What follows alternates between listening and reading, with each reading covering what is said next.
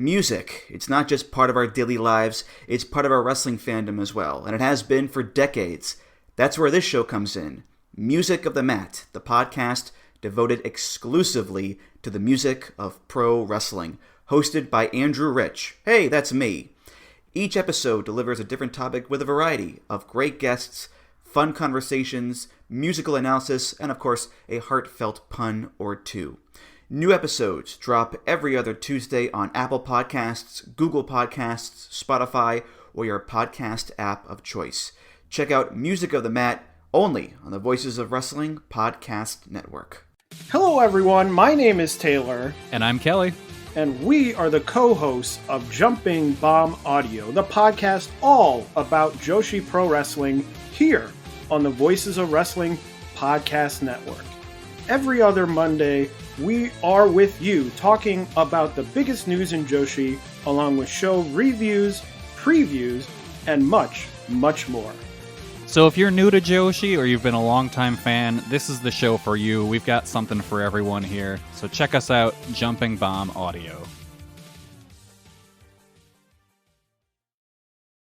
This podcast is a member of the Voices of Wrestling Podcasting Network. Visit voicesofwrestling.com to hear the rest of our great podcasts, as well as show reviews, columns, opinions, and updates across the world of wrestling.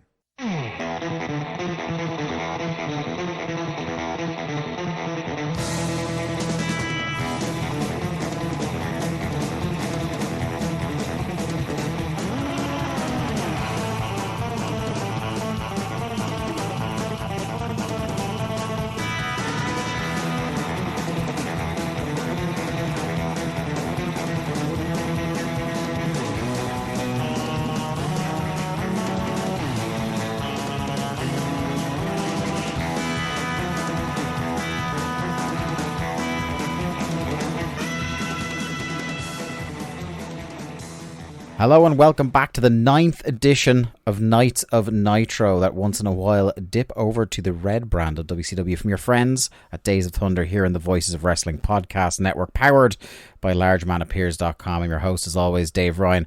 I'm joined by my good friend, Stagger Lee Malone. Lee, we're back. It feels like only yesterday that I was doing the last Nights of Nitro with Garrett Kidney. Had you missed Nitro deeply?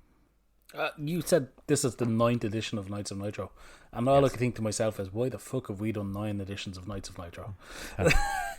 I feel like they've all been significant in one way or another. They have. Yeah.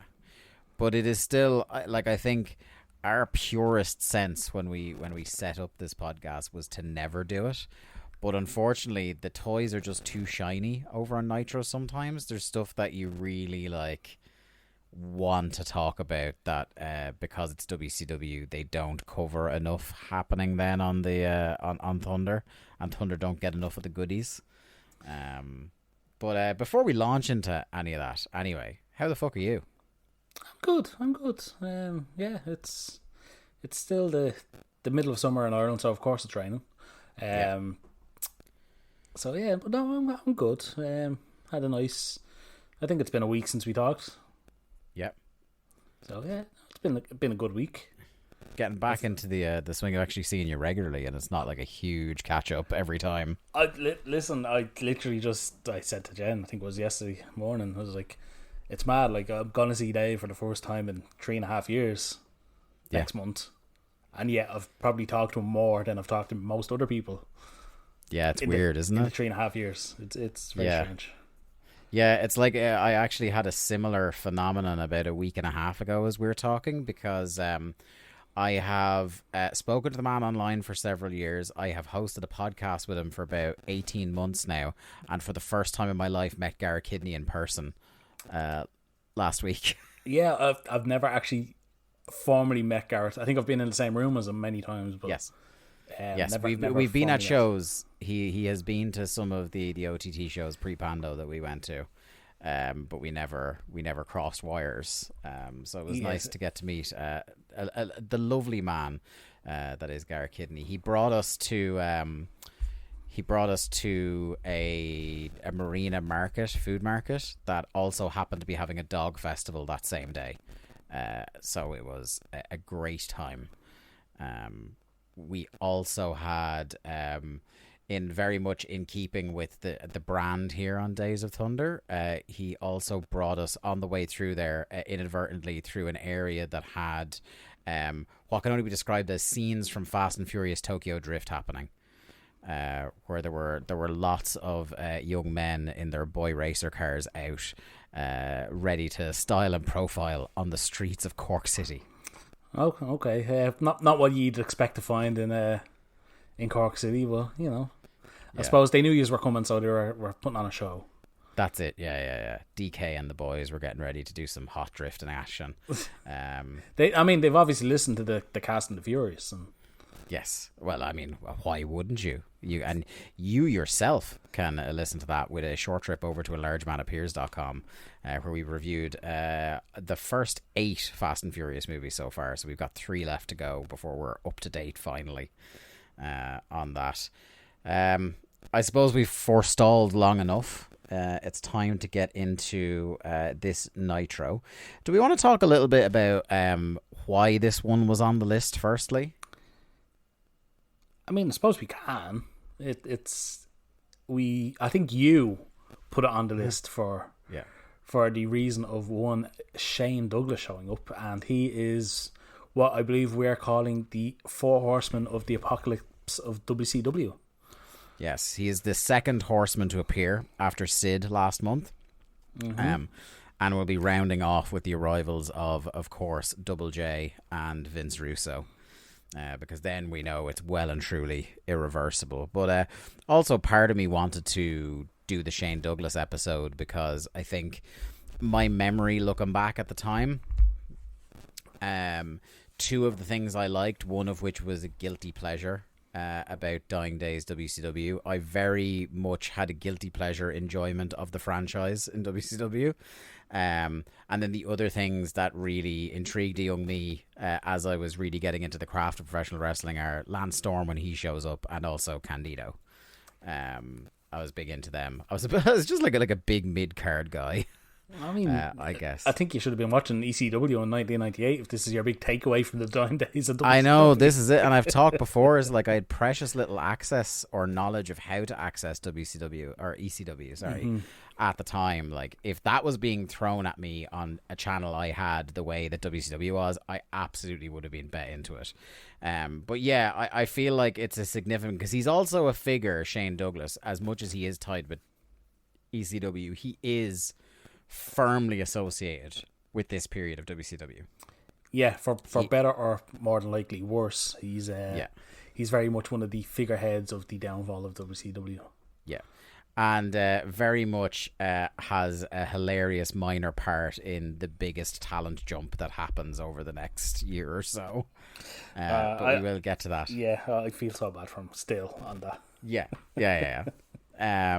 But we'll talk more about him when we actually get to him. But what I think was great about this episode, and maybe I am stretching the use of the word great, is that that's the one reason we zoned in on this episode. But then it turned out there's about 3 more genuinely significant things for WCW history that happen on this show, at least for this period of time anyway. So I was kind of tickled to happen upon basically 3 segments in a row of big things that happen. I mean, you're obviously talking about Jerry Flynn joining the First Family. Yes, well, obviously, first and foremost. How that didn't turn business around, I'll never understand. I feel like this First Family angle has been going on for fucking ever. It's been going on. Never gets any better. No, he has tried. I think Jimmy Hart now is on his 3rd attempt to reform the First Family since Thunder started, because he was doing the bit with Meng and Barb right at the start of Thunder, and I'm pretty sure he did it once in 1998 again. When he just recruited Hugh Morris and was like, yeah, I'm putting the First Family back together, and then it was dropped for a little bit, and now they're doing it again. Now they're doing it again. So yeah, that's obviously one of the things. But one of the things that doesn't make the network cut of the show that we should talk about a little bit beforehand. One of the things that, like, if you look up kind of like all-time horrific WCW segments or ill-judged angles, any of those lists that those a lot of those clickbaity sites do, One of the things you're always going to see, Lee, is an image of one Marcus Bagwell in blackface. Did you remember the blackface segment at the time? I didn't. Again, it was 1999. If there wasn't something horrific happening on either Raw or Nitro, it was a good week. So we're not that far removed from the we're maybe a year or so removed from the DX Nation blackface skit, and even right before, it was a year before that, wasn't it, where DX sprayed the Nation's locker room? Yeah. No, I didn't remember this segment. I know the image was sent to us on Twitter, and I didn't bother looking up the segment because I don't need that kind of shit in my life. So I think I either saw the segment at the time, or it was like an image that was replayed in some video packages over the next couple of years of like wacky Nitro segments. But the image of him dressed up as Ernest the Cat Miller with his fake Sonny Ono is definitely something that it was sent to us on Twitter. I didn't know it happened now, but as soon as I saw it, I remembered it. So I feel like I've seen it before. I was like, the rule I set for myself wasn't quite as stringent as you, because I did want to eviscerate it on the air. Outside of just saying how absolutely deplorable it was, I wanted to really get into the weeds of just how bad it was. But I said to myself, I'm not actually going to do any hard work to find this. So if I just do a Google and I don't see like a good copy of the segment in the first couple of search results, I'm not going to watch it. And the only one I could really see was some dude who had recorded it with his phone off the TV. And I was like, no, that's fine. I don't need terrible resolution Dutch angled version of this segment. I don't need it in my life either. Yeah, so thankfully WWE did something good and cut this from the episode that's on the network. Yeah, now we will probably talk a couple of times on this show about how we are getting to the point of losing our patience with the network edits of things. So bad. Do we want to wait until that comes up in a big way? Yeah, on? We'll wait till we get it into the show, but it's really testing my patience.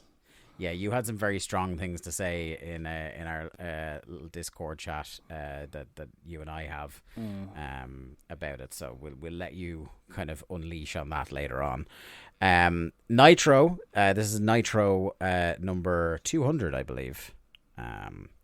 Rockford, Illinois, 19th of July, 1999. A 3.3 rating. I'd actually be interested for the first time to look up the segment by segment on this, because I feel, and we'll talk about it when we get to it, there's a couple of back-to-back segments in hour 3 that I felt like if that wasn't going to build an audience towards a main event, I think they weren't going to do much better for a while after. But we start off with a video package and it's a flashback of Sting saving Hogan and Nash costing Savage the title. And then Sting beating everyone up. How have you been feeling? Because every time I see it, I feel weird about the idea of Sting coming out to save Hogan. It's something they should never have went back to. Sting and Hogan should have been those eternal rivals. They should never have been on the same side, and if they did eventually end up on the same side, it should have been built and built and built. Instead, it's just, here's 3 good guys going against these guys that are now heel. And it's I get they're trying to fucking hotshot and they're trying to get business up and stuff, but man, it's just so fucking disheartening to see these guys that were rivals for all of 1997, the beginning of 1998, they went their separate ways, and now just, well, Hogan's a good guy now, so here's Sting to help him.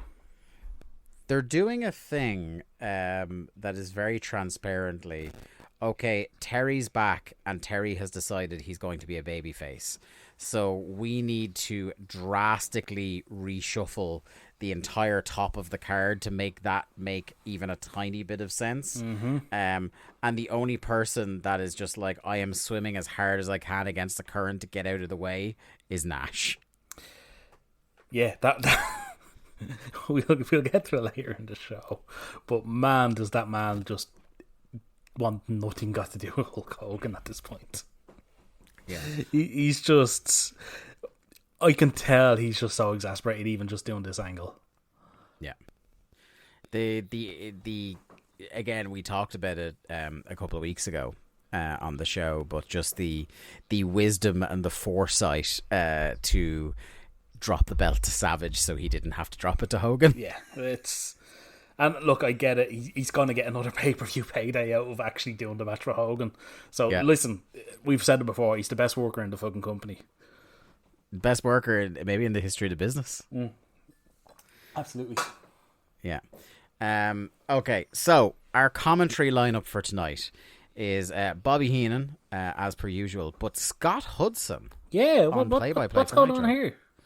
Especially because later on, we see Tony Schiavone and Mike Tenay. They're in the building. Okay, was Schiavone in the ring later on? Because I thought he was, but I wasn't 100% sure. Not only was he in the ring, but Scott Hudson points out that he's in the ring. Okay, did he? Yes, he said Tony Schiavone and Mike Tenay are in here trying to get answers. Okay, Mean Gene was on the mic for a lot of that segment. So yes, that's why I was confused. It was like... So the two lads jumped in with additional microphones to act like it was kind of like a paparazzi thing. Okay, right.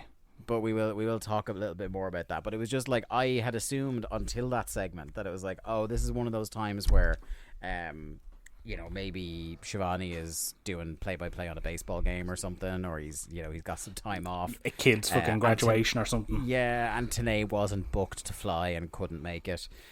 So Scott Hudson, who I assume was showing up all the time just on the off chance someone didn't come into work, gets the chance. How are you with Scott Hudson in general as a commentator? I think he's pretty good. I enjoyed him on this show. Yeah. I think he gets a bad rep because wasn't he part of the WWE WCW announce team for that awful match? Yes. And I think he gets kind of tagged with that because Aaron was fucking horrendous. But no, like Scott's pretty much a staple from here on out, really, isn't he? As part of WCW, because he's either now we've seen him in fits and starts on shows. He's been the Saturday night commentator for a while. Yes, with Tenay. But we see him more and more on shows. He kind of, up until the end of WCW, he starts to get a more prominent role in commentary on Thunder, I want to say in 2000. But he's also a backstage interviewer. Yeah, see post reboot, I remember him doing a lot of backstage interviewing. Yeah. So we will see a good bit more of him. Yeah, I'm kind of the same as you. I wouldn't say he's great, but I would say he's perfectly serviceable as a commentator, and he does have a good broadcast voice as well. And I think the thing with Scott was post WCW, he had a really good shoot job. Yeah. And that's why he never really did. I know he was in TNA, but he was not there permanently, I don't think. He wasn't reliant on it. No, as far as I remember, I think he had a really good shoot job, so... Yeah, fair play to him. Yeah, he's a guy who, I like him, don't love him, but also when I think about the people who get starring roles on commentary over the next couple of years, he's up in the higher end, when you compare him to a Madden, a Stevie Ray, a Juventud. Would it be fair to say he's a good replacement level commentator? Yeah, he's a great ringer. Yeah, absolutely. So we're told at the start, as we were told on Thunder, so that we would tune in this Monday, Dennis Rodman will be back tonight. The Insane Clown Posse are here. And they start to, we'll talk about him in detail and who he is later, but they mention somebody from a TV show is going to appear, but the pyro is too goddamn loud for us to make out who they're talking about. And we're also told that the battle for control of WCW is tonight.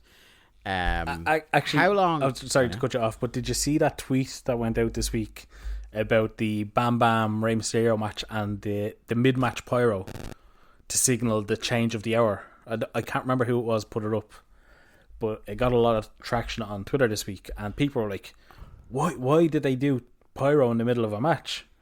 We should have tweeted it when we covered it. And yeah, and that's what I was thinking. And I was just like, man, I genuinely feel old because that's something that we were just so used to. We took it for granted. But like, what's that sound? It sounds like war has started in the other part of the arena. What's that? It's like, it's just the hour change. It's just literally Nitro Hour 2, so they can be on the chart as 3 separate shows. And it was the same with the Raw and then Warzone. They do it as well. They literally do a whole new a second intro basically. Yeah. But yeah, no, I was stunned to see it get so much traction and people like, why would they do this?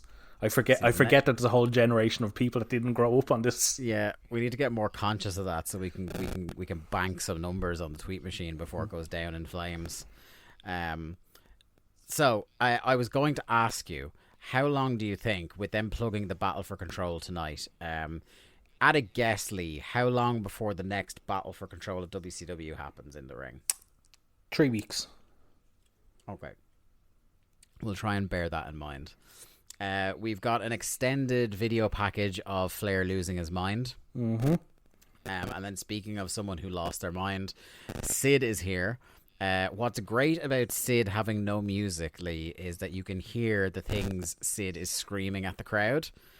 Among them, he says, back to back, he says, "I despise you.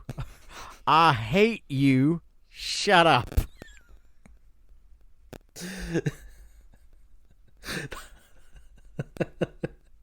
I didn't realize I was doing a podcast with Tom Pritchard.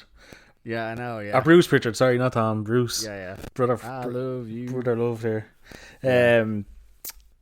Yeah, Sid is. I hate Sid with no music. I think it fucking sucks. Like we've seen Bam Bam do it. We've seen Lee. We would have missed "I despise you." I mean, Sid probably did despise those people. Yes, he almost certainly did. But yeah, no, I hate Sid coming out with no music. It fucking sucks.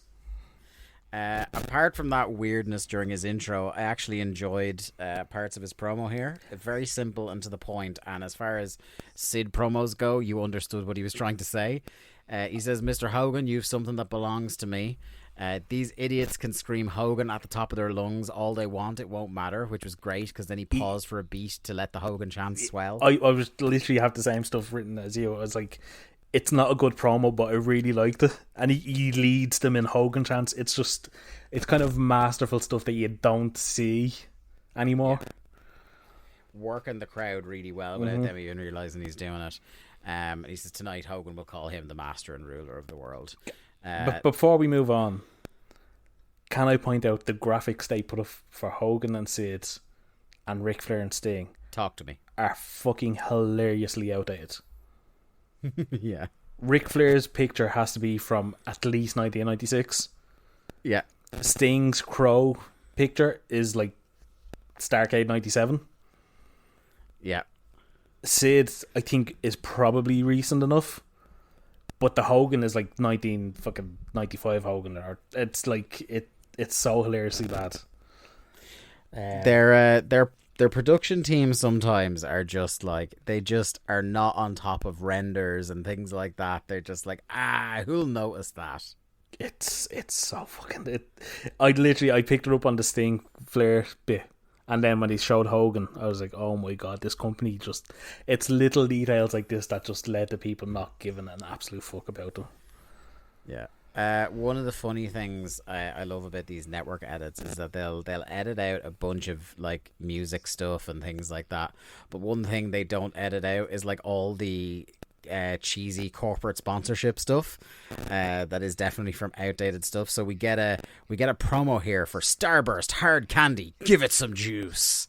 I don't know, Lee, if I'm on board with the concept of Starburst Hard Candy. Yeah, seems a bit odd. Is that not just what's them fucking sweets that nobody likes? Jolly Ranchers? Yeah, like, I mean, yeah, Starburst is a famously malleable food. If anybody, because I know we've got a lot of American listeners, if any of you tried Starburst hard candy back in the day, or if it's still available, let us know. Give us your review. It just seems like something that wouldn't work for me. Also, if it is still available, send it to us. Yeah, or like one of those, do you know those kind of glassy sweets on the outside that have the juice on the inside? That's kind of what I was thinking as well. It could be like in my head. Is that not Jolly Ranchers? Do they have? You see, I've never had a Jolly Rancher. What? I know that people don't like them, so I've never really bothered with them. See, I worked with an American for many years, and very often he would bring in Jolly Ranchers. Ah, I see. Yeah. We get Nitro Girl segment number 1, followed by a Matt classic: Fit Finlay versus Jerry Flynn of the First Family. God damn, did I think we were done with this trophy bullshit, Lee? But this match starts, and the first thing we see is Jimmy Hart's big stupid face on the screen. Jimmy Hart stole Fit Finlay's trophy. Do you care, Dave? If I had that trophy in my possession and someone stole it, one of two things would happen. One, I would be incredibly thankful for it. Or two, I would find it returned hours later. Because who the fuck wants this? I think I'd pay them to keep it. Also, Jimmy Hart orchestrated that whole hardcore thing, and if he loved the trophy so much, why didn't he just go make the trophy and keep it? Yeah, it's, again, makes no sense. So if Fit Finlay wants his trophy back, all he has to do is show up in Sturgis, he says, and then he introduces Jerry Flynn as his opponent tonight. Finlay with a hard whip into the corner and corner spear early. Flynn with an even harder Irish whip. He does his flipping corner kick to follow that, and a hard diving clothesline. That was a fun little sequence, and I'm not going to say, Lee, that this match was by any stretch of the imagination great, but I do enjoy a match where I get the feeling that two dudes are just like slapping each other around. I'm sorry, I hate this. It's Finlay. I have no interest. I can't. And the First Family are just so fucking dead on arrival to me. I just couldn't take any notes of this. I did not give a fuck.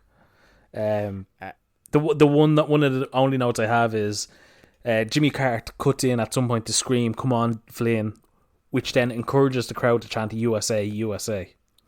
Yes, chant "USA, USA" for the heel. Yes. I do have that in here. There's a big chop by Jerry Flynn, which is met with an eye poke by Finlay. There is, I think, the most personality Finlay has ever shown when he shouts, "Come on, you American scumbag," at him, which got a big laugh out of me. The ref stops Finlay getting a chair on the outside, boot to the gut from Flynn, and he tosses him into the steps. Finlay blocks him with another eye poke, puts him in a sleeper, and that's when, as you described, Lee, Jimmy Hart gets back on the screen. Finlay comes back off the rope for a Hangman Page-esque throat chop from Jerry Flynn. Who knew Hanger was watching his Jerry Flynn tapes, eh? Would explain a lot.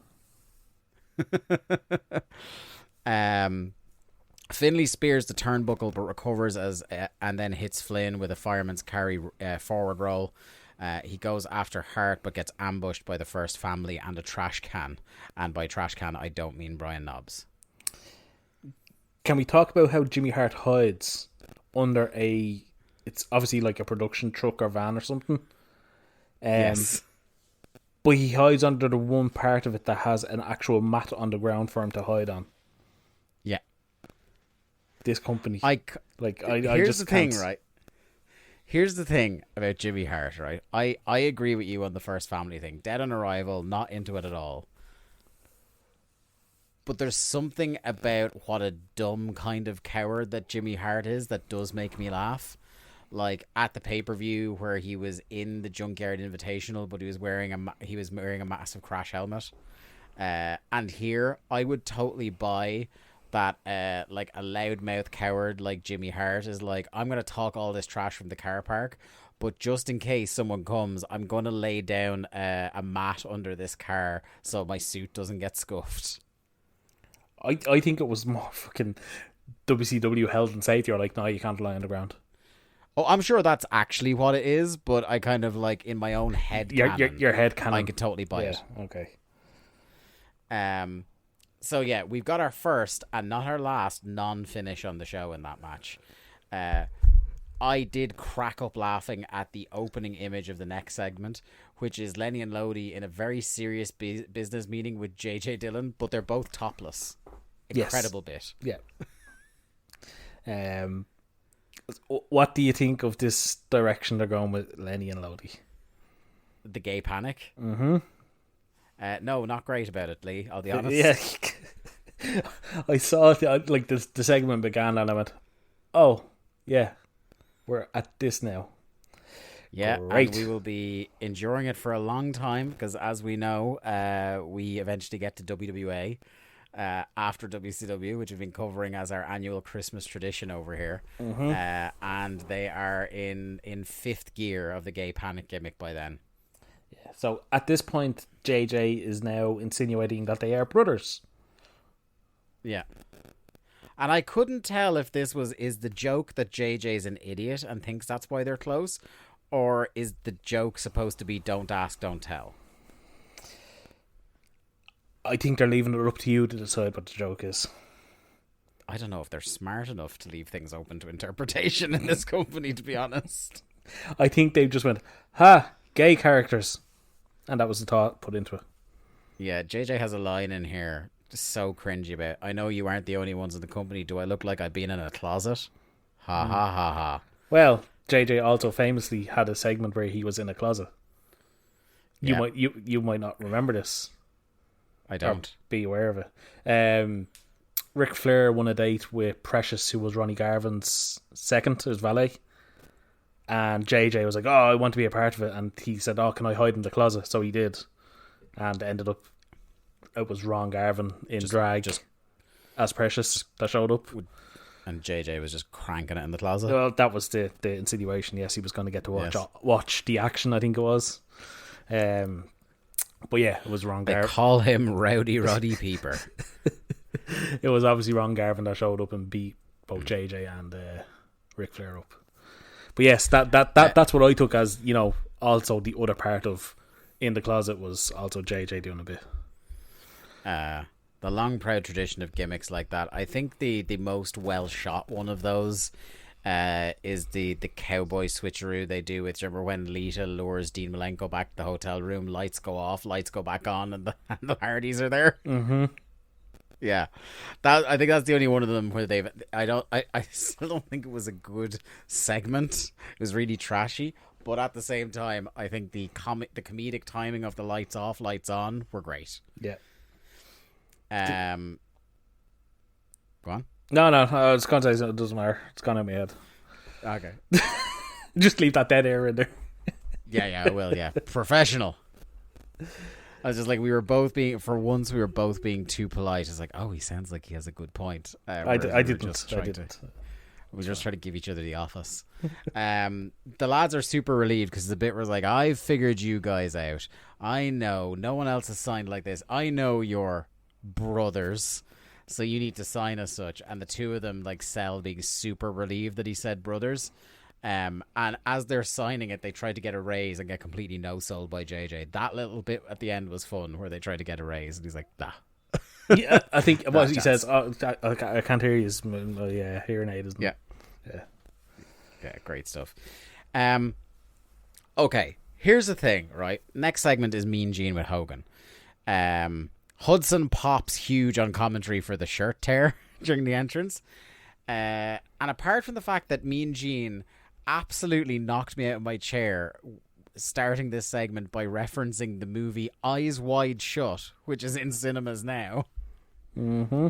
You want to talk about filthy perverts on this program? Gene Okerlund. Tom Cruise. Gene Okerlund is like going, oh, aristocratic sex parties. That's my kind of movie. I think, and maybe it's because the bar is so low since Thunder started in 1998, I think this is one of the better Hogan promos we've seen on the podcast. Yeah, because he's playing the hits. Yeah. And he's comfortable playing the hits. He's playing the hits, but he's also, like, not rambling. Do you know what I mean? Like, he's not just, like, going out to fill air. It's like he's literally got 60 seconds in which he has to hit the catchphrases and talk about his opponent. And plus, boom, he didn't have Bischoff in there leading him to kind of, like, indulge his kind of worst habits, whereas Gene will kind of lead him to something. Like, himself and Gene had such easy rapport that, like, they've been doing it for fucking 20 years at this stage that, you know, it was easy for Hogan to just kind of slip into that manner that he's just he can hit it on time and didn't have to kind of, like you say, ramble. Do you want to talk about the sound mixing here, or do you want to leave it for later on? Because I thought it was real bad here. Do you want to do a quick mention of it, and we'll mention it again later in the show as well? Yeah. So obviously on the network, Hogan comes out to the original NWO music. Yeah. That's not what he comes out to on the show. He of course comes out to Jimi Hendrix, and my God, is the sound mix fucking bad. And even if you didn't know the sound mix was bad, later on when he comes out for his match, Scott Hudson, you can hear him yell, the familiar strains of Voodoo Child. Yeah. Which I love that the network didn't edit that line out as well. So it's like, there's just no care. Like I said, we've all in our heads thought that it's one intern in Stamford, very underpaid, having to find all these, and he doesn't succeed every time. But it's so funny that you hear Hudson say that later on, because I couldn't fucking hear Hudson or Brain at all when Hogan was coming out here. Yeah. It's sometimes they get a pretty good level for the theme music and you can still hear everything, but I've noticed it a lot lately where whoever's doing these dubs got lazy in 99. But anyway, one other thing, the crowd were into Hogan. This crowd in particular, I think maybe it's because it's a traditional WWF city, Chicago. Yeah, I think that kind of helps, but they're very much into Hogan. Very much. And Hogan says this isn't his first trip around the block. He welcomes the challenge of Sid tonight. He says Sid will recognize that he is the man tonight. He has his mind, body and spirit focused on Sturgis, though. After the largest arms in the world drop Sid one last time, he's aiming these guns at Big Sexy. He's the man. He's the champion. Simple, in, out, and he's done. Mm-hmm. This is when Hogan is at his best, like you said, playing the hits and kept to time. The worst ones of all were when the guy who should have been editing him down, Bischoff, is just too busy licking his hole in the ring beside him and just letting him drone on for 5-6 minutes about shit all. Yeah, like Bischoff will be in the ring literally starstruck looking at him. And I know some of it was an act, but there's times where you look at it and you go, how much of that was actually an act and how much was he just enamored with Hogan? Yeah. It's very convenient that the role he was supposed to play is so similar to how he actually felt about Hogan in real life. Our next match, Lodi versus Norman Smiley. Speaking of horrible audio mixes during these entrances, I'm noticing, though, week on week, every time we see him, Lee, bigger reactions for Norman Smiley. Yeah, Norman is getting over. I believe this is his return from an injury. He's been gone for a couple of weeks at least. Yes. Because even like in my notes, obviously I know I was gone for a little bit, but I said like it feels like forever since I've seen Norman. And then Hudson comes out and says, Norman's return. So, yeah. One thing I absolutely did miss is one of our favourite moves that we see on this show, and that's the wind-up Smiley Scoop Slam. Smiley Slam, yeah. Please, again, I say, start stealing this, wrestlers of the world. Well, that, like I said, that sham fucking Brian Myers does it. Oh, God, let's not reopen that wound, shall we? Outside, and Lodi gets launched into the rails pretty hard. The crowd is loud. I will say, I fucking love when wrestlers take that bump into the guardrail. You know, where they turn their body sideways? Always looks good. It's like a cartoon splat. Like, you expect them to kind of go through the wall, and there's just like the outline of the body. Yeah.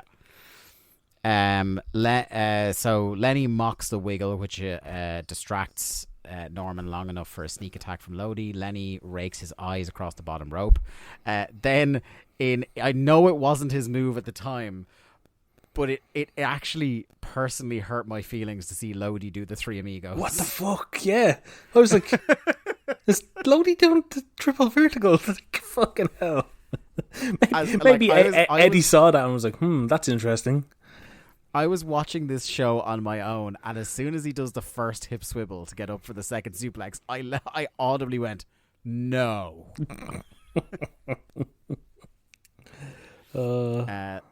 Lodi has the heat for a while, which is absolutely mad. Like, he got way more of this match than I would have thought for like how low the Lenny and Lodi act is on the totem pole. Smiley hits what might be the worst drop toe hold I've ever seen, and I can't blame him for that. And this is a really messy finish because he does that drop toe hold, rolls him up into like a rear naked choke, then just decides to bail on it and then roll him up in a cradle and win. Yeah, I think he went for Norman's conquest, and Lodi and himself kind of got lost positionally. So Norman was just like, fuck it, I'll roll him up. Then Eric Bischoff is out to commentate on the next match. Whoa. You missed the true highlight of that match. Oh yeah, sorry. Lenny and Lodi decided to join Norman doing the big wiggle post-match. They did. Yes. And they got everyone was wiggling. A little bit too into it, and Norman bailed. Yes. He wasn't having it. The big wiggle is serious business in WCW, guys. So yes, as I said, Bischoff is out, and then we see a video package for the next match that explains absolutely fucking nothing about why this match is happening. It's just, like we were saying with Kieran that time, a series of disconnected GIFs is how a lot of these video packages roll. Yeah, it's not good. No. It probably hypes you up a little bit if you know absolutely everything that's happening here, but like, you know, do the Stan Lee rule. Every comic book is someone's first comic book. Explain it a little more. Like a little bit of VO would do the job here. Thank you very much. Our match for the control of WCW is up next. It's Sting versus Ric Flair, who is accompanied by Arn Anderson and Asia. You gotta love how much WCW has beaten Sting down in 2 years. That 1, he's coming out on the entrance ramp. 2, he doesn't have a jacket. 3, he doesn't have a bat. Well, I mean, listen. Crucially, he is still very sad. I mean, we discussed this. Sting has now learned that he can't wear a jacket to the ring because every time he does, he gets jumped. So this is good babyface lore. Sting has learned. Yeah. Actually, speaking of Sting learning, we've seen this happen in the whole Ric Flair heel turn, where Robinson is like his referee of choice. Mm-hmm. So once again, this match is about to start with Charles Robinson as the referee, and before he gets a chance to ring the bell, Sting grabs him, hits him with a death drop. I popped big time for that. Yeah, that's like a real good, intelligent babyface move, because Robinson is in his face, like poking him and whatever else, and literally as soon as he turns his back, Sting just grabs him. It's fucking so good. It's like he hasn't rung the bell yet, stupid cunt. I'm gonna get him. Yeah, and he did it. And Mickey J is like straight out, and he's now in charge. Yeah. And the other thing that was great about that, from a like construction of the match point of view, is now the bell rings and the crowd is hot. Mm-hmm. Before we even get into the match, I really enjoyed this match. I don't know what your take on it is, but I really like this. You know what? I don't know if I'd be that strong, but I liked it well enough. You know what I mean? I didn't come out of it raving about it, but I thought it was a good segment. I thought the crowd were hot for this. And yes, no, they were. This is... We've talked about this on the show plenty of times. Maybe it's just this one crowd. I don't know. But there's so many points on this show that it's like WCW, if they had just got out of their own way and realised that the fans are still into Flair, they're still into Sting, they could have done things with these guys and they might have turned things around. Yeah. I mean, they still, even though they don't know, they do know, because like Sting versus Flair is something they keep going back to until literally the final Nitro. Literally the final match. Yeah. So like they knew what they had, but they just didn't intend on ever using it. Oh, it's so frustrating. And like one of my main points, like halfway through this match, is the crowd are so undeniably into these two as acts. Yeah. And again, like that construction of the start of the match, so like it's all a bit up in the air now that Flair doesn't have his hand-picked man as the referee, and the move got the crowd up. And as well, after the bell, it starts off with absolute House of Fire Sting going hog fucking wild on Ric Flair. He is all over him, big press slam. Flair tries to fight back with a couple of chops, and Sting is walking through the chops, slams him again, 10 punch, huge count to 10 here from the crowd. And then of course, like it's Butlin's heel Flair, so we get the classic mule kick to the dick for the heat. But not too long after that, Sting starts stinging up.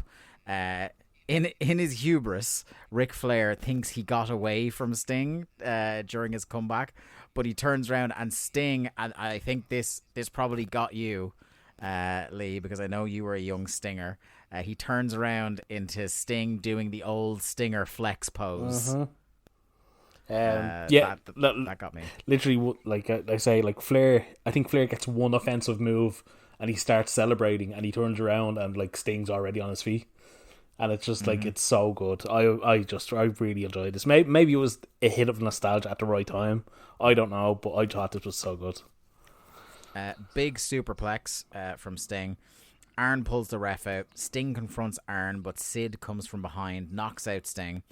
The crowd, quite logically at this point, chants for Hogan, but nothing happens. Then Flair starts doing the usual, working the legs to set up the figure four. Sting is just hobbling and wobbling until, in very Sting style, he just isn't anymore. Starts no-selling everything, walking through more chops, whips Flair into the corner. He goes for the splash, but the wily veteran Flair just sticks an elbow up to cut him off. Flair does his usual go up the top and get thrown off. Clotheslines from Sting. Big Stinger splash, but the ref is pulled in and he's down. Then Sting takes down Arn. Asia comes in. Sting continues his trend of Stinger splashing women by Stinger splashing Asia, which gets the biggest pop of the night so far. It gives Eric Bischoff a shattering orgasm on commentary. Yeah, unfortunately, the crowd, like the last couple of crowds, are way too into Stinger splashing Asia. Yeah, not good. No, not great. The Scorpion Deathlock is in, but there's no ref. Eric comes in to taunt Flair and then says ring the bell. So Sting wins, I guess, and he now has control of WCW. But Sid comes out again, powerbombs Eric to fucking bits. I have to say, fair play to Eric on this one. He took a nasty looking powerbomb, and then Hogan comes out and chases the heels off. So I wasn't the only one to notice that Eric Bischoff landed right on his fucking shoulder, yeah? Yeah, neck and shoulders. Yeah, it was fucking nasty looking. Yeah. So fair play to him on that, but I did find it very funny that he was able to decide that Flair had tapped out and ring the bell, even though it had been stated quite clearly by Scott Hudson, not one segment previous, that Eric Bischoff had no power anymore. Yeah, but also they established, and I'm going to give them credit here, was it last week or the week before that Bischoff walked in and gave Kidman a win? Yeah. But he also had no power then. So what you're giving them credit for is we know consistently ignoring reality. We know there's like 15 people in charge of WCW. Yeah. I just love that he with no power was able to decide the winner of a winner takes control of the company match. It's great. I love WCW, man. Have they started calling him like an executive producer or something at this stage? Like, I'm just trying to think of something. They're giving him some title. Yeah, he's in a very non-specified position right now. He's grey-haired babyface Eric Bischoff now at the moment. Yeah. Next up, and now this I will be. As much as we enjoyed that last match, this fucking fell off a cliff. Man. I can't. I don't know how much longer I can do this with Rick Steiner. He's so fucking bad. Do you know what? It would be easier to tolerate were it not for the fact that in the fullness of 2023, we know for a fact he's an awful man. Yeah, and it's not even doing like in hindsight thing. It's like this Rick Steiner singles push has fucking stunk. Yeah. He's yet to have a good match. The singles push is bad. The singles push is bad. The matches are bad. Then you layer into the fact that, like, by the end of WCW, we all knew he was a fucking massive asshole to people. Mm-hmm. And then in 2023, we know that he's a massive asshole. Yeah. In other ways, which I won't get into because he doesn't deserve the oxygen. But this match fucking blew. And look, you knew it was going to. It's Rick Steiner and Horace. Like, my first line in my notes is, Jesus. So it wasn't going to be good. Did you enjoy the person who's obviously sat next to the camera operator barking very loudly and obnoxiously for Rick Steiner's entire entrance? Yes. That was... you want to talk about audio and production stuff? That was obnoxious. Yeah, it was so fucking bad. Speaking of obnoxious, Horace's god-awful airbrushed skull on the singlet. You are not Stone Cold, my friend. Is it any worse than Rick's plain black singlet, which is, I'm guessing, to signify that he's a heel? Yes, I guess he's evil. And of course, this match between, the television champion who's nasty and beats people up and stiffs them starts with a collar and elbow tie-up. That's exactly what you want to see these two wrestlers do. We just have, it's the usual Rick Steiner match at this point. He's boringly roughing him up. I tweeted this. I was like, I have never seen anyone with a talent so rare as Rick Steiner's talent for legitimately stiffing dudes constantly in matches, and yet no one gives a fuck. Yeah. I think you're pretty fucking spot on, actually. Yeah, because normally if somebody gets stiffed in a match, the crowd will sit up and take notice, whereas nobody gives a fuck here. Yeah. The one thing I like, so I went back and forth on this. This is the one other spot that I really wrote down in detail, is that Horace gets a chair and then he hits him 3 times. Yes. He bonks him pathetically on the head, then absolutely readjusts his spine with the second one, and then does another really shithead bonk on the head. And I couldn't tell, because it's Horace, what percentage I'm going to put on him being one of the worst wrestlers I've ever seen and not being able to throw a chair, and how much was him during the headshots remembering that this is Rick Steiner and he might actually physically assault me. 50-50, I suppose. Like, it's... Yeah. I think it could be a little bit of A, a little bit of B on that one. I don't think as much power as the Steiners had at this point and had no fear of being fired. I still don't think they would have went to the degree of fucking up Hulk Hogan's nephew. Yeah, but that's true. But also, I'm genuinely not sure how much Hulk Hogan likes his nephew. Just based on the level that Horace Hogan is at for most of his. Do you know what? You're probably right, actually. Yeah. Yeah. So he rolls him back into the ring, but out comes Nash, who just destroys him, throws him into a step. Steiner Bulldog on a win. A smirk is exchanged between Nash and Steiner, just in case you thought he was just out to attack Horace. So I guess Nash is just full-blown heel now. What? Like, he was a face a week ago. Yeah. But very much he's portrayed on this show as the heel, right? Oh, he's a heel. He's 100, like, he's literally aligned with the Steiners now. Yeah. Like, it makes no sense. The guy was... Like, they had set up the Goldberg and Nash alliance, which they've now just gone back on. Because remember that when that got a really big pop? When Goldberg saved Nash and Nash saves Goldberg? Yeah. And now Kevin Nash is just a heel. Because. Yeah. Just because. I mean, I get it from Nash's point of view again. He's trying to get out of the way of like being tarred with the Hogan brush. He didn't want to be Hogan's little friend again. Yeah, get that. But anyway, so that match again is over. Steiner wins. Next up, Nitro Girls again. Then we have Eddie Guerrero versus Psychosis. Now, I'm going to take a big sip of water for the working man, Lee, but you tell the listeners here what you thought of Eddie Guerrero versus Psychosis. I don't have a lot of notes for this one. I don't have a lot of notes. I thought it started out as a hot match. I think it's one of these matches, like, people love clipping Nitro matches and comparing it to wrestling in 2023. I mean, this match got less than 5 minutes, right? Yeah. And there was some good moves. And I mean, like Psycho sends Eddie fucking nearly whole body first into the ropes off a monkey flip. I think everything they did, like we've talked about this before, especially with the cruisers, like the experienced cruisers, Eddie and Psycho obviously being two of the main ones. Everything they do has a snap and a real, like, everything moves at a clip compared to everybody else on the show. And it was good work,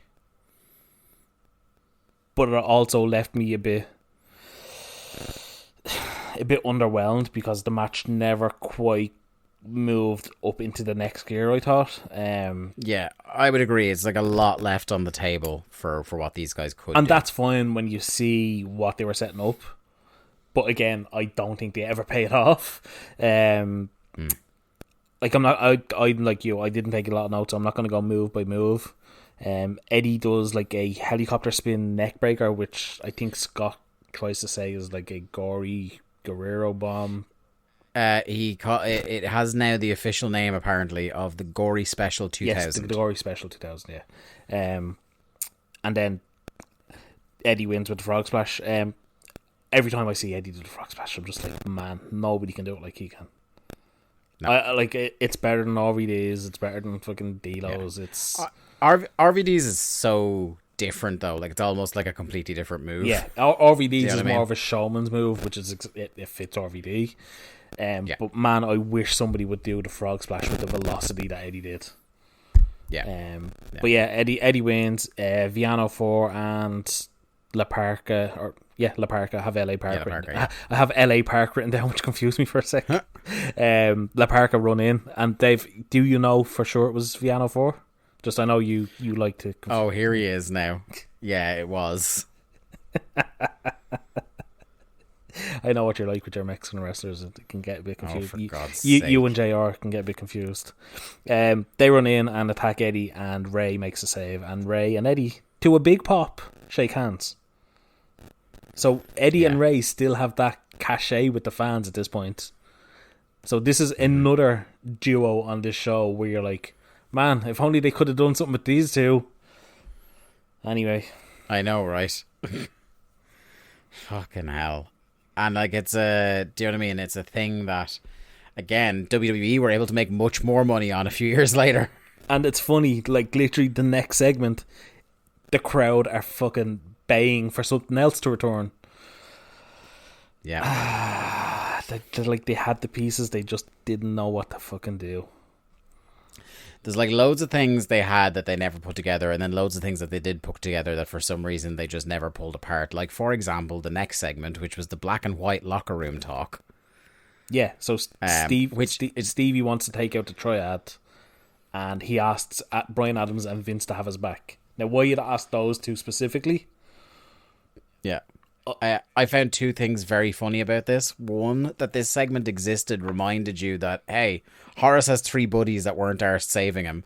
And because they had to acknowledge that the Horace match had happened, Stevie yells off camera to the bathroom, presumably, where Horace is, and goes, hey, you all right, man? Yeah, they didn't care enough about him to run out, but they know that he's in there in pain. So nobody likes Horace, apparently. Yeah, well, rightfully so. The tone of this is them being suspicious if Harlem Heat are back together or not. So they're doing the long tease on what's happening with Harlem Heat. And he says we'll talk about it later after the match. Singles match, Canyon versus Stevie Ray. Yeah, not fucking much going on here. No, I mean, the match is notable for like the pre-match where the Triad now have their shtick down to a T, I think. They're very much in lockstep with each other, and I think they're working really well as a trio. But the match itself is a Stevie Ray match, and it's not good. No, they anger Stevie Ray coming out by just doing a series of Stevie's mama's so fat jokes. Timeless in front of American wrestling crowds, I guess. That kind of shit. Nothing really happens. Stevie fights off Triad interference long enough to hit a slapjack, and for a guy who managed to figure out the best way ever to get caught up in the ropes and miss a 3 count, there's a weird mistime on them trying to get in the ring to like miss the timing on this pin. Yeah, because Bammer and DDP are in the ring where the referee literally counts 1, and then they just stand looking for 2 seconds. They really mistimed that. They beat him down after the 3 count. Stevie took, I think I can say without fear of contradiction, the worst flatliner bump in the history of professional wrestling. Yeah, that's fair. He made, you know the way like the running joke is that Kane never bumped flat, he always bumped onto his knees. This made Kane look like he was bumping like Darby Allin. You're not far off. Like he literally barely went down with Canyon. It's that whole remember people like he went down in treacle. Remember like people used to take the piss out of Dolph Ziggler for doing the zigzag, and he was the one taking the brunt of the move. Yeah, it was very much Canyon falling to the ground and Stevie going, "Oh, I suppose I'll go down as well." yeah. I guess. Booker runs in, makes a save, and nearly slips doing a fucking sidekick. Yeah, but I'll tell you what, you want to talk about like the difference in levels in terms of who looked like a superstar and who didn't in this segment? Book, yeah, man. Like, I know we're flogging a dead horse here, but come on. Like, yep, but it still takes them a year. Yeah. Ho hum. Anyway, let's move on. We get a What Up match music video, and then fucking Arliss is here. Okay, so somebody, was it Webcon, tried to warn us about this and told... Yes, and Webcon actually, as we're recording this, dropped an image of the WCW wrestlers that guest starred on Arliss, because there's a WCW crossover episode happening on the next Arliss episode. Okay, right. So Arliss, for a lot of people who don't know, because I think this is one of those, it's an HBO show that ran for a surprisingly long time when I looked it up, that never really traveled outside of America in terms of cultural impact. It ran for 7 years, and I never really heard, I think I've heard the name Arliss referenced by people, but I've never known what it is, and I've never seen an episode. No, I had no idea what it was. I like literally before we started recording, I was like, "Did you look up what Arliss is?" Yeah, because so this is the eponymous Arliss, a fictional character showing up in character, scouting WCW talent in this segment. So yeah, I guess that's just what we've got to put up with now on this for this next match, which is Randy Savage versus Billy Kidman, which is so fucking weird. It's safe to say, Lee, Randy Savage blew the entire pyro budget for the show. Yeah, it's a lot of pyro for Macho. We went from Rockford, Illinois to fucking Vietnam in about 4 seconds. I know we've talked about this before, but my God, is Macho's gear fucking phenomenal. Like, he puts the rest of this fucking company to shame. I don't care. Like, he comes out with, it's like still the same kind of shiny black, like the Diamantes on his gear, on his black gear, but the pictures that's on the front and the back of his top of himself and what I'm assuming is Gorgeous George, but actually looks like Debbie Harry. Yeah, is fucking phenomenal. I wish any other wrestler cared about their fucking appearance the way Macho Man did. Yeah. He really, like, even though he's kind of like you know, I know he was just WCW champion, but you also at the same time couldn't call him one of the top acts in the company. No.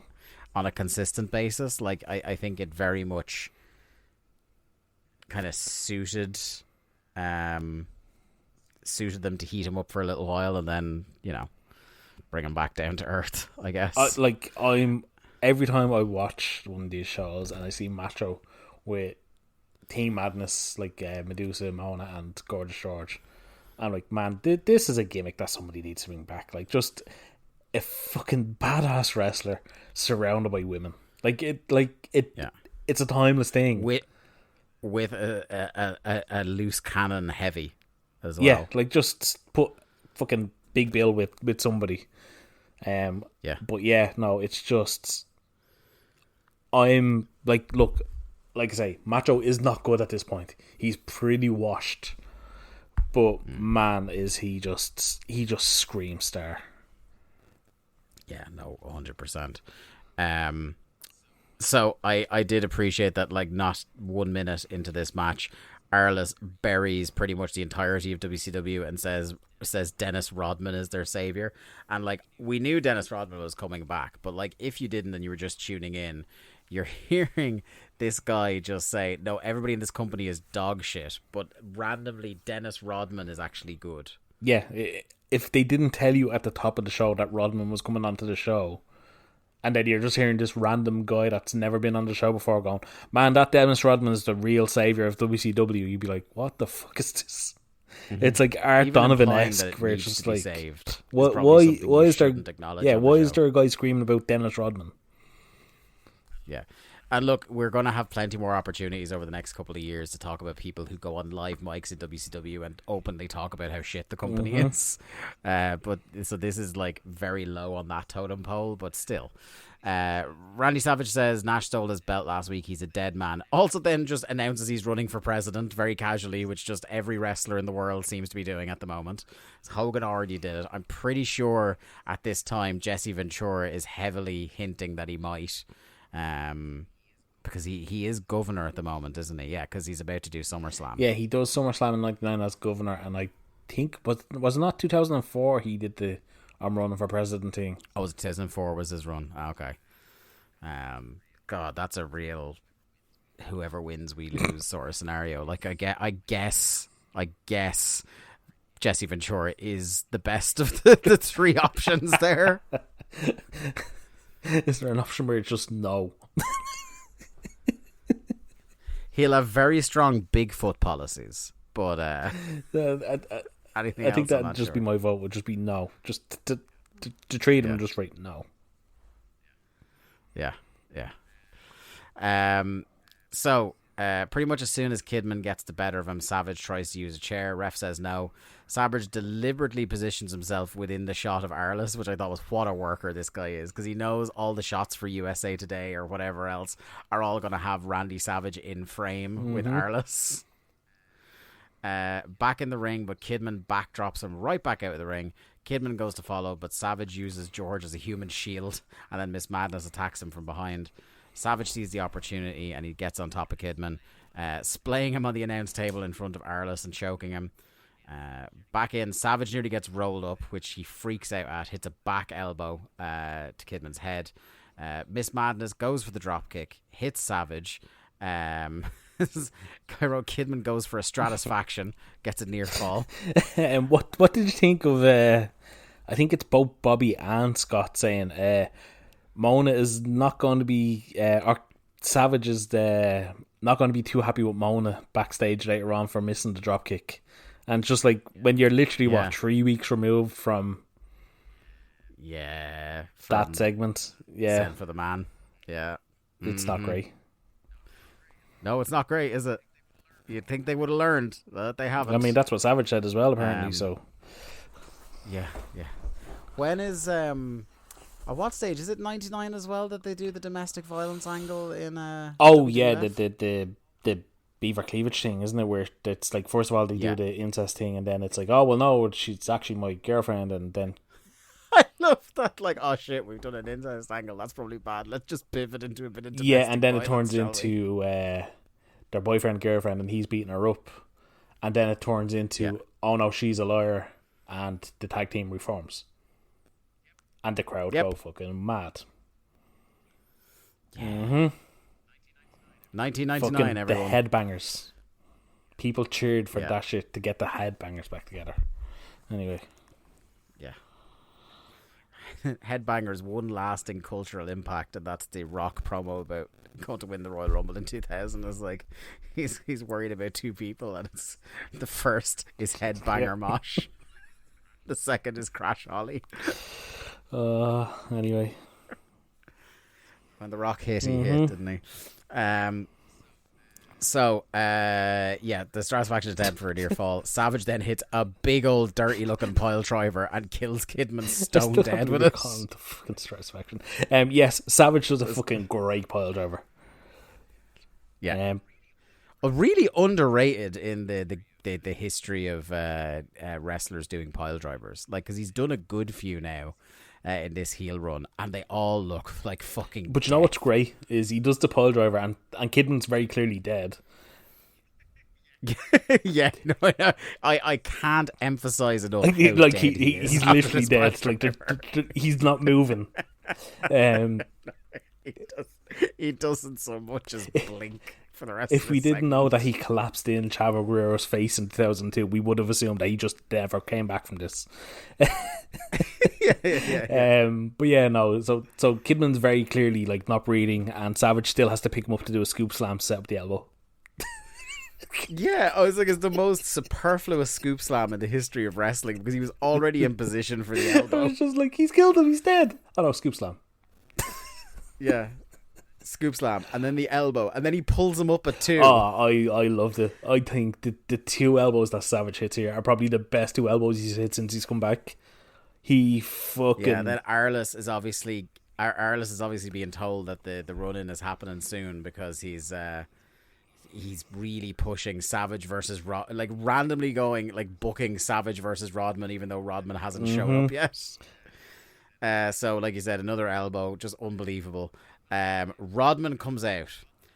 Rodman is wearing a tremendous trench coat, a feather boa, and a fedora.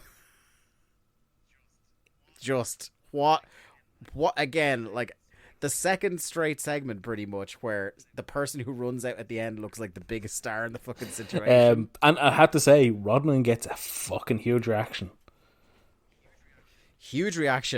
Kills Savage stone dead with his handbag. That's what I have here.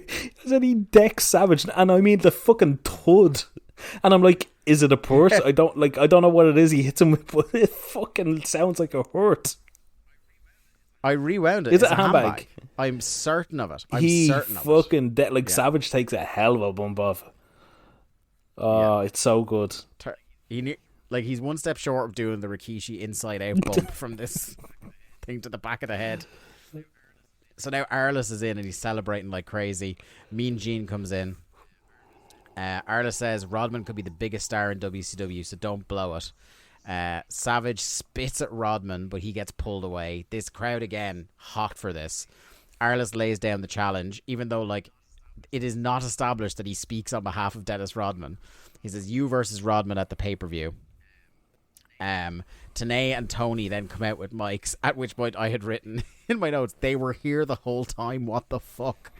The thing about this though is because you got people following people around with house microphones, Lee, it sounds very bad. You're only getting half of what anybody says. And Rodman doesn't speak until like the very end of the segment, which I would have thought the whole point of was Rodman's a very good public speaker. Like there's no reason he can't. Like he's cut promos before, but obviously he just didn't want to tonight. Yeah, they're always letting celebrities who are bad at this cut promos, but for some reason not Dennis Rodman. And the big end to this whole schmoz is Medusa shows up. We didn't mention that Medusa wasn't ringside with Team Madness. She shows up and starts going after Miss Madness. Yeah. So she turns on Miss Madness. Scott Hudson really quickly tries to get it. Like, oh, we saw this last week on Nitro that there was tension rising between the two of them. Did we? Just in case you thought it was completely random. Apparently. I wasn't fucking watching it. So this is kind of like the end of this match is where like you have a couple of back-to-back hot segments because this was great. The end of the match not really that great. Then we get a Conan Vampiro replay from last week before we have Conan Vampiro 2.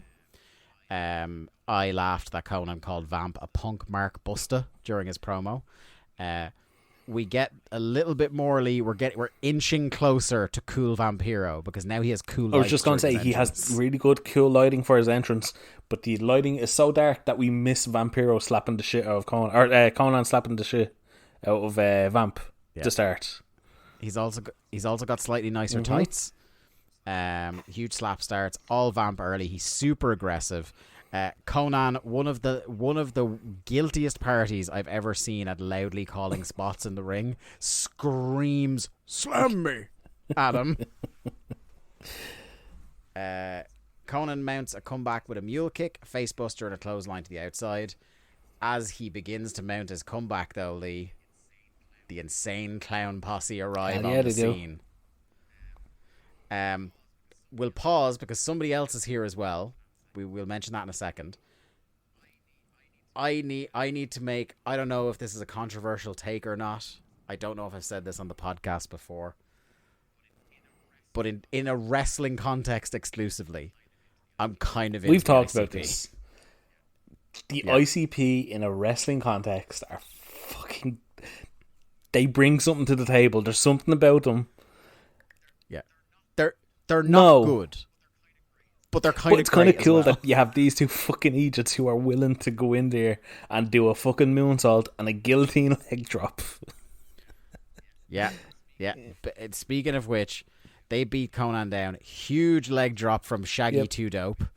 At which point, Scott Hudson and I simultaneously realise fucking Raven's apparently there. Raven's been on the apron the whole time. Yeah. I wouldn't hold my breath on this because Raven is gone in a month. We'll talk about that in a month when he leaves because it's one of the great... If you've never heard it, I think we've alluded to it before. It is one of the greatest. It's right up there with Brian Pillman in this same company in terms of legendary stories of how men got out of their contracts. We'll talk about it on the night it happens, but the backstory to Raven leaving WCW, if you've never heard it, is fucking top notch. Yeah. Ray comes in to help his boy, gets powerbombed to absolute pieces by Vamp, and then Violent J hits a moonsault. Vampiro hits a filthy Michinoku driver on Ray as well. It's the nail in the coffin, Dave. Get it right. Nail in the coffin, yes, true. And now we have the formation of a short-lived but very coolly named stable. Who have we just seen the debut of? Oh, it's what's their name? The Deadpool. Yes, that's right. Sorry, I was thinking Dark Carnival, but that's 2000. Yes. Yeah, that's later. Yes, the Deadpool. Yeah. So now we have Vampiro associated with people who wear black and white face paint. So fingers crossed, eh? It's coming, Dave. It's coming. We're getting that bit closer. I know. So then we get a flashback to Savage losing the belt, and then we get a tag team match. Chris Benoit and Perry Saturn versus West Texas Redneck members Barry Windham and Kurt Hennig. I want everybody at home to save us the hassle of actually talking about the moves in this match, Lee, because I don't know, do you have many notes about the actual match part of this No, it was segment? two heel teams going against each other. Yeah. Imagine in your head a tag match where it's clearly been cut for time and everyone knows there's a post-segment part that they have to rush to. That's how this match plays out. Can I say, Benoit and Saturn have been behaving more and more heelish in the past, 3 weeks? 4 weeks? Yes, they're still officially babyfaces. And post-match, they're even more babyfaces, yes? To me, anyway. No, but like, the Revolution are supposed to be babyfaces at this point. Yes. So, yes. Why the fuck have they been acting heelish for the past fucking 3 weeks? Like, literally, like, one of their big spots is to double snot on somebody. Yeah. But they are being pushed as babyfaces. Their backstage segments and who they're feuding with makes them baby faces, but the psychology of their matches. Oh yeah, they're like ultra aggressive heels in the ring. Yeah, but they yes, rock they do as well. And the maybe the one note I had about the actual wrestling that I want to mention in this is that for me, Perry Saturn, an all-time top 10 hot tag guy, 100%. He's definitely on my list. There's one point where he literally just powers Barry Windham over for a suplex. Yeah. Like I don't know if Windham was sandbagging him or he just kind of went up too early, but you can see Saturn was just like, no, you're going now, and that's it. The lads, the West Texas Rednecks, run in for the DQ. Malenko comes out to help, which doesn't really help that much. And then we have it, Lee. Yeah, Shane Douglas, the franchise in himself, his bright yellow top. Yeah.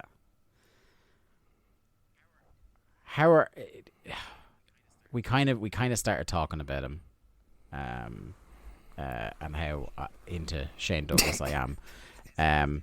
Is this? Are you excited about this? I can remember being excited for the Revolution in real time. Yeah. Because, as I've discussed on the show before, like I was in and out of 1999 WCW. I remember bits and bobs.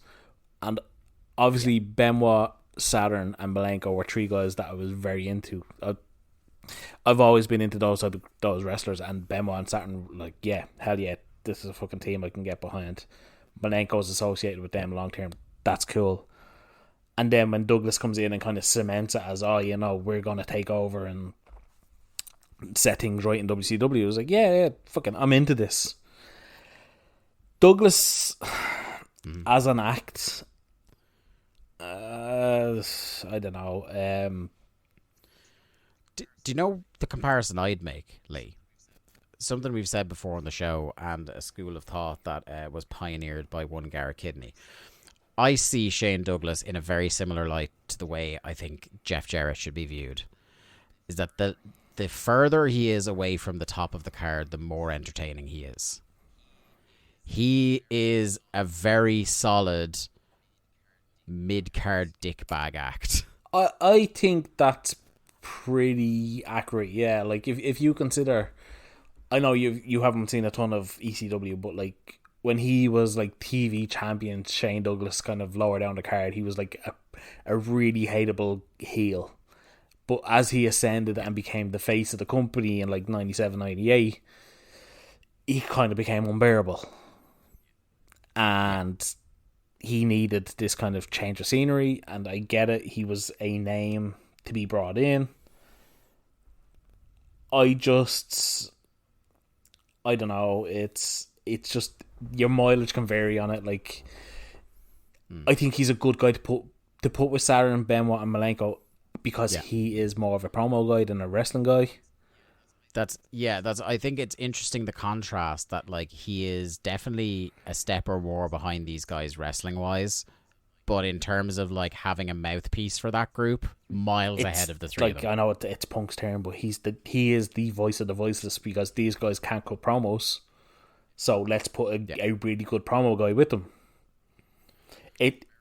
Which is very unlike WCW, who would normally just like, no, let's just keep fucking getting these guys to cut awkward promos. It's just unfortunate that within a week, we're already getting to Ric Flair. Yeah. And he does mention this in his promo. Mm-hmm. So he said he cleans house. Hennig, by the way, another all-timer atomic drop bump. He takes an atomic drop and in one smooth motion bumps over the top rope to the floor, disappears forever. So good. Even at this point when he's washed, he's still so good. Yeah. So Shane Douglas says, starting tonight, things are going to change. If someone tries to hold you down, you stand in front of them, bash their head in with a stop sign and take your spot back. There's a cancer here in WCW, and we all know who I'm talking about, Flair. Starting tonight, we're taking out the cancer. Which is weird. The phrasing of that last sentence was like, oh, are they going to show up again before the end of the show? Like, it was a promise to start tonight. I think it was more of a starting now. It should have been instead of starting tonight. But yeah. Yeah, I think it was just maybe a little bit overexcited. Wasn't thinking of his verbiage. One more Nitro Girls segment. They've really thinned down the Nitro Girls segments on this. Like, there are definitely times we've done Nitros where there have been like 5 and 6 of these, and I think this was 3. Yeah, and is it me or did Hudson say earlier on the show that they have a Nitro Girls pay-per-view thing coming up? Oh, do they? I think it might have been the second Nitro Girls segment, and he was like, "Oh yeah, on pay-per-view they'll have something." So maybe if any of our American listeners want to recall, was there a Nitro Girls event on pay-per-view in 1999? Does seem like a thing that they would have tried to cash in on. It, like, you remember, like the WWE Divas used to have those fucking like special videos and shit. Yeah. Oh yeah, like the WWF Divas Undressed. I remember that like being the most like lewd voiceover on a commercial during a pay-per-view I'd ever heard. And they'd always like literally you'd buy a DVD and like it'd be the first 4 minutes would be just like fucking the Divas in fucking Cabo or wherever the fuck. And and it was fucking unskippable as well on the DVD. So like you couldn't for the first time fire up a wrestling DVD if the family were around, because it's like, oh fuck, I'm not explaining my way out of this one. I mentioned this before the show, but I literally, I must have been watching some DVD from like 2002 or 2003, an event from then, and like that was like the WWE Divas do wherever the fuck. I mean, that came into the room. He was like, "What the fuck are you watching?" That's what it was called. I was like, "It's a wrestling DVD. I swear to God." Was he filled with a mixture of like shock and pride? I don't know. He just kind of left the room, going, "All right, okay." I'm just not going to ask him ever again. It just happened to be like he was literally walking by the room at that one specific, like you said, the very heavy breathed WWE Divas do fucking wherever the fuck. Yeah. Our main event, WCW World Heavyweight Title, Hulk Hogan defends against Sid Vicious. This is the bit where Hudson loudly proclaims that Voodoo Child is playing. This is your opportunity, Lee. Do you want to get a final burial in on the sound mix? Yeah, because again, like Hogan comes out to the NWO music, and I don't know, maybe it's fucking network fatigue, but I can't help but feel WWE and their fucking editing is just ruining wrestling history. Maybe from a cost price, it's not viable to have these licensed songs on the network. I don't know. I don't care. I think they get so much fucking money. Surely they could pay to have these things on the network. Like, it's not going to cost them. I don't think it's going to cost them into the millions to do it. I don't know for sure, but that's just my assumption. I hate that they edit these shows so much. You're losing authentic fan reactions. You're losing the whole feel of the shows. Like, even if you're going to edit out the licensed music, you can do it better. You have to be able to do it better. And I worry that they've done so much editing that they've lost, like, they don't have any more original copies of these shows, and like they're just gone. And I hate that that's a possibility, and I really hope that people out there have these shows with the original music, and like, just like, even Jimmy Hart's, like, I know a lot of it sounded like stuff and they're afraid of being sued, but like somebody like DDP, his entire run has been whitewashed to a certain degree because WWE won't use the Self High Five music. Yeah. And you lose, like, I know the whole thing is, fans were conditioned to entrances and finishers and pops for that, but like, it does add so much to the viewing of these shows. Yeah. Well, look, do you know what a great example is for people that maybe don't get the WCW nostalgia like you and I have? Is, remember for the first couple of years on the network, My Way was edited out of X7? and it was so destructive to like people's enjoyment of the greatest hype video of all time that company ever did that they just got it back. They've obviously struck a deal with whoever owns Limp Bizkit's fucking Limp Bizkit library. Oh, Fred Durst. And obviously. like, like we have My Way on the network now. Sorry, Dave's after. I can't mention Fred Durst without doing the yield. So we have My Way on the network. We have Rolling for every Undertaker entrance up to a certain point. Kid Rock is obviously WWE's favourite musician, so his stuff is still on there. But it's just like, to me, we're losing wrestling history because these shows are so edited, and I hate it. And I'm legit starting to hate it at this point because, I don't know, I think as a viewer you lose so much. Just like the fucking sound mix, and like you said, I don't know, if you're gonna do it well. And they just don't give a fuck, and I hate that they control so much wrestling history and they just don't fucking care.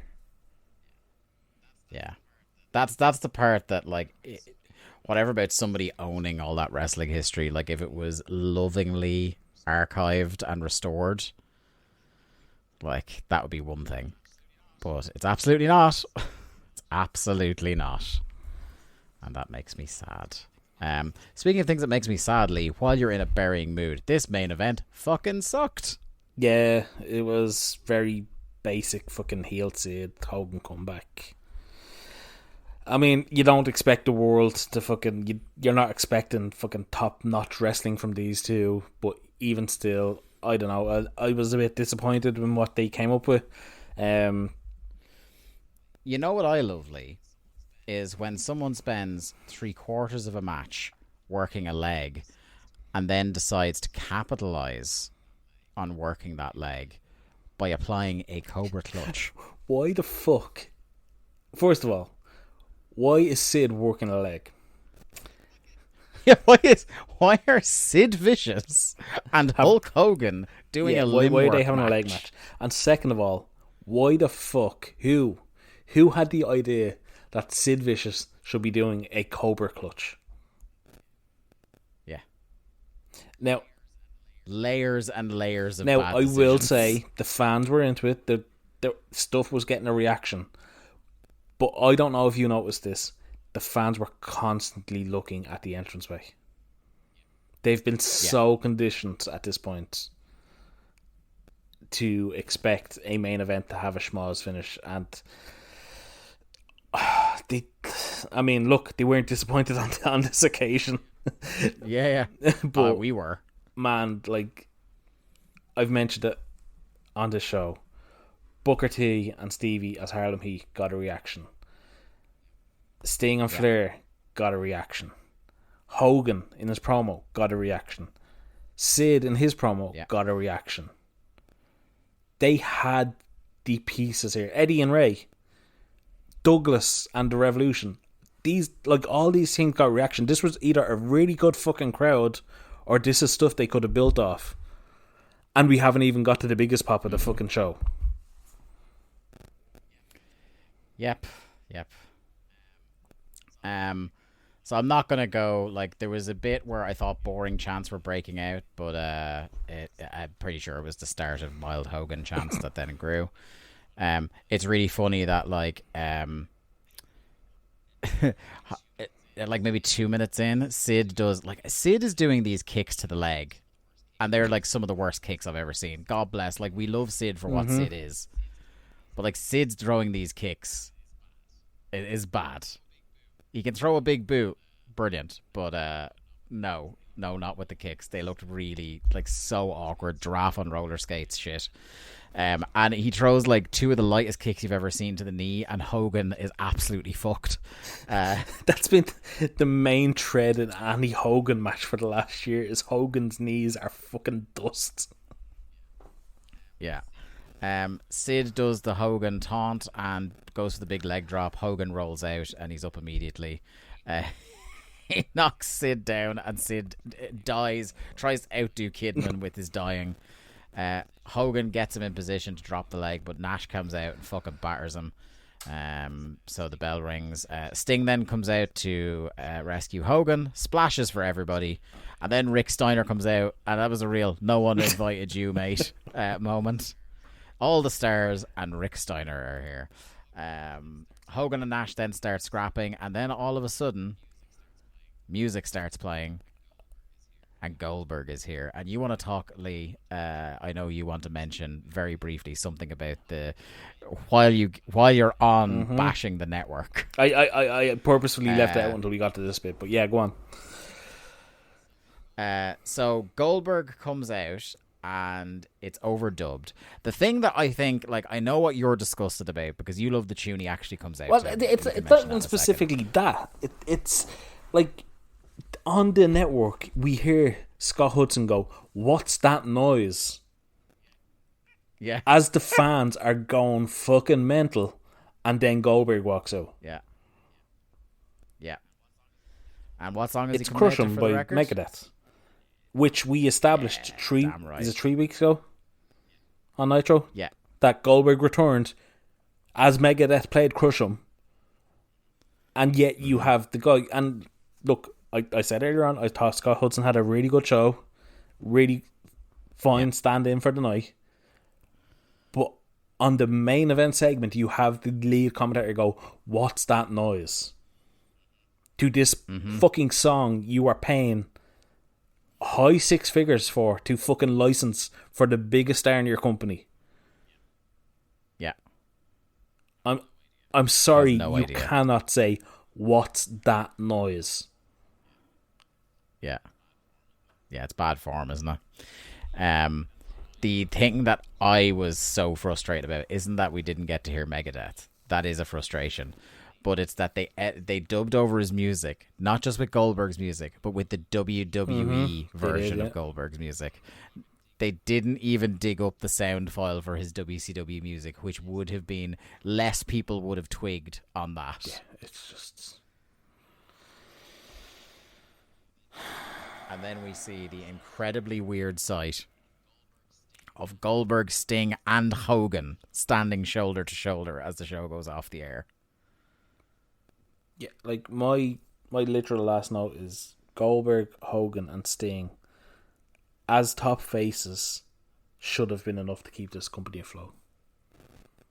Yeah.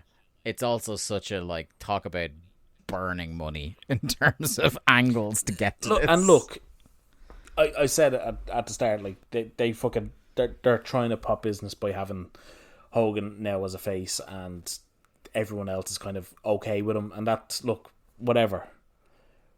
But when you have those three as your top faces and you somehow still end up going out of business within 18 months, I'm sorry, like, fucking hell.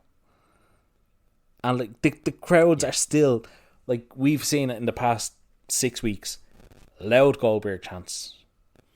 Sting is rejuvenated as a face at this point. After what?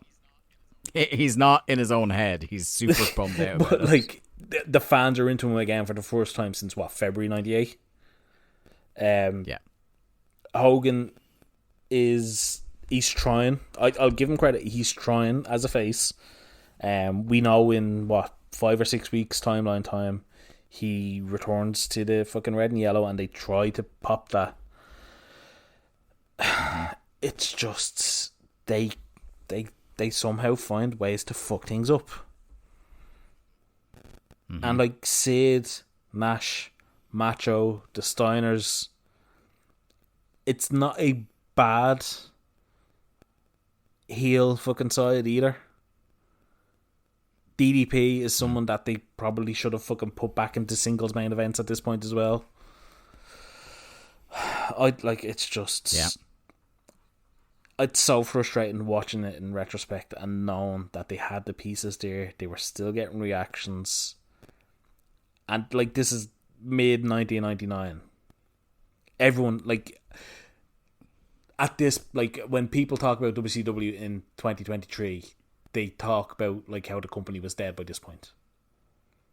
But like we watch the shows, you can see there's aspects of the show that are over and people are getting reactions and they're still drawing crowds to a degree. Yeah, but do you know what the biggest like indicator of how like all was not lost in the way that people like to paint it is that very clearly, as soon as WCW shuttered, a whole bunch of wrestling fans just stopped watching wrestling. It's that whole lost fucking generation of WCW fans, and like I know the big talking thing at the time, like with Meltzer and Wade and stuff, was would the WCW fans be found, and you know, would they eventually come back to WWE or go over to WWE, or would TNA get these big influx of WCW fans are out there somewhere, and they were gone, and that was it. They had no interest in anything else. It was WCW that mattered to them, and this dumb fucking company just kept running them off and running them off. Yeah. They, like, WCW tried to run off as many of their fans as possible, and then they were bought by a company that tried to run all the rest of them off. Not tried, fucking did. Succeeded. Yeah, succeeded, for sure. Right, that's that brings this episode of Nights Nitro to an end. We had 10 matches on the show, Lee, according to the finish counter brought to you by Ludwig Borga. 3 clean finishes, 2 DQs, 2 interference leading to a finish, and 3 non-finishes. Vintage Nitro, really. We don't do our winners and losers usually on this, but give me your overall thoughts on the show. I didn't hate the show. Like, as I've been outlining, well, was it maybe the easiest 3-hour Nitro? I'd say so. Like, there's so much promise there, and I can't. I want to hate it, but I can't. I think there was some good stuff on here. Like there was enough interest in that 3rd hour between like the Rodman return, the Deadpool. The ICP. Like you're putting people in position to succeed. Yeah. And as we'll cover over the next couple of weeks, they just can't help themselves and can't allow people to succeed. Yeah, for sure. Oh, well. And then, I suppose the other one we should say as well is Goldberg re-returning at the end of the show. So, like, there was, again, you know, enough positioning done, but no follow-through. Like, even if they had fucking Megadeth on the show 3 weeks ago just to play Crush 'Em, and Goldberg didn't come out, and then you had the song play now, and Goldberg comes out, that would have been, like, remember when fucking Cult of Personality hit and nobody knew who it was until he walked out on stage? Like, that's a moment in and of itself. Now, obviously, we wouldn't get that on the network because fucking WWE. But, like, Goldberg running out and kicking people's asses as Crush 'Em is playing. Like, it's fucking so easy. Yeah. Isn't it, though? Isn't it? That's the story of WCW, and that's the story of Nights of Nitro. Thanks for listening to us again. Here, we'll be back in 2 weeks, back on the Blue Brand, back with our regularly scheduled Thunder. Thanks for listening in. A large amount appears where you want to go, 5 Europeans a month, and you get a bonus podcast every alternating week. Usually it works out at about 3 bonus podcasts a month, and there's plenty going on there as we work through our Thunder Request Live series, where we've just done Backlash 2002, a very weird period in WWF history for us to go and explore, and we are about to, next week behind the paywall, delve into the must-see mixtape, as we're calling it, where Mark Buckledy has picked a selection of matches from wrestling history that the two of us may or may not have seen, that we're going to go watch, which is going to be a fascinating one. And finally, getting to watch some consistently good shit will be a really interesting change of pace for us. So thanks very much. That's where you can check us out, and we'll see you back on the free feed in 2 weeks. Thanks a million. See you then. Bye bye. Thanks everyone for listening to another episode of Days of Thunder. Days of Thunder was produced by Lee Malone and edited by me, Dave Ryan. Keep up to date with the show and find all the ways to listen to us. You can follow us on Twitter at WCW ThunderPod, or click the Linktree link in our Twitter bio or in the show notes. I am at the Day to Dave on Twitter, and Lee is at Malone_713. Days of Thunder is a part of the Voices of Wrestling podcast network. Follow the VOW network anywhere good podcasts are sold for more fine podcasts that you can shake a stick at. Thanks.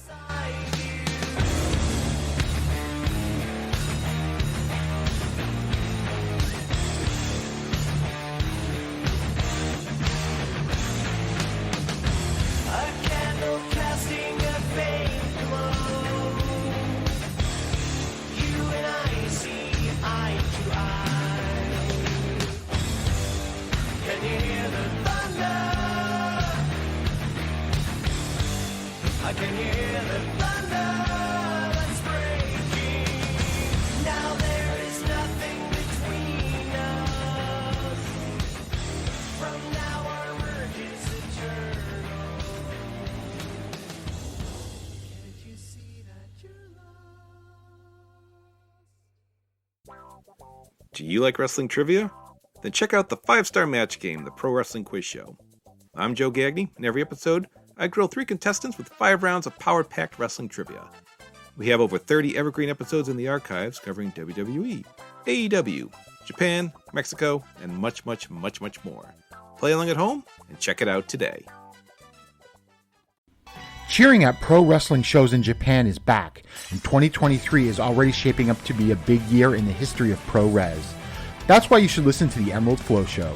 From the Royal Road to the Green Mat, Paul and Gerard take you into the world of All Japan Pro Wrestling and Pro Wrestling Noah. Not only do we analyze events, but we examine business, who is getting over, what angles are working or not. Occasionally, we take a look at other Japanese promotions like DDT and Zero One. So if you're looking for more coverage of the world of Japanese wrestling, check out the Emerald Flow Show on the Voices of Wrestling podcast network, available on all of your favorite podcast apps.